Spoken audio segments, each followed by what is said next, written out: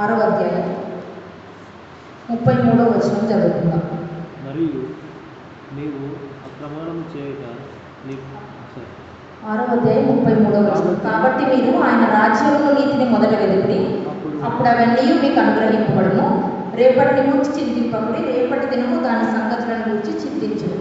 ఏనాటికి ఆనాటికి చాలు. అయితే యేసుక్రీస్తు వారు ఏం చెప్తున్నారు? ప్రభు చిత్తం ఏముందంట?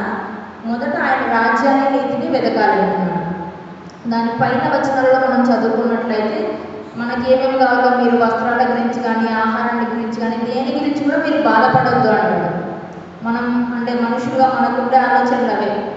మనం ఇప్పుడు నేనే ఉన్నాను, డ్యూటీకి పోతా, పొద్దున్న డ్యూటీకి పోయినా అంటే మళ్ళీ సాయంత్రం ఇంటికి పోవాలా, సాయంత్రం ఇంట్లో కూరగాయలు ఏమున్నాయి, ఇవే ఆలోచనే ఉంటుంది మనకు. రాత్రి పడుకుంటున్నంటే మళ్ళీ పొద్దున్న లేసి టిఫిన్ ఏం చేయాలని.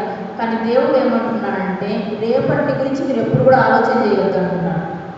రేపటి దినాన ఏం జరుగుతుంది, ఎట్లా పోవాలా, ఏం చేయాలి, ఏం పని చేసుకోవాలా, ఇవేమి మీరు ఆలోచించద్దు. కానీ మొదట ఏమంటున్నాడు? దేవుని రాజ్యాన్ని, దేవుని నీతిని మీరు వెతకండి అంటున్నాడు. ఆయన చిత్తం అదే ఉందంట.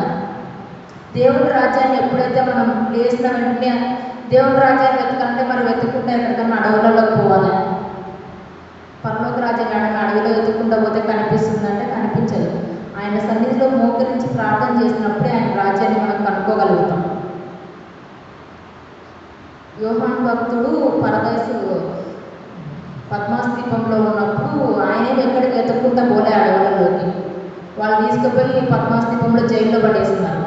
కానీ ఆయన మోకరించి ప్రార్థించడం వల్ల రెండవ రాకడానికి వచ్చిన సంగతులన్నీ ఆయన రాయగలిగినాడు ప్రకటన గ్రంథంలో.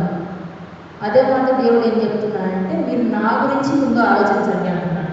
దేవుడి మీద భారం పెట్టి ఎప్పుడైతే మనం ముందుకు కొనసాగలుగుతామో దేవుడు మనకు కావాల్సిన అవసరతలన్నీ దయచేస్తానంటున్నాడు.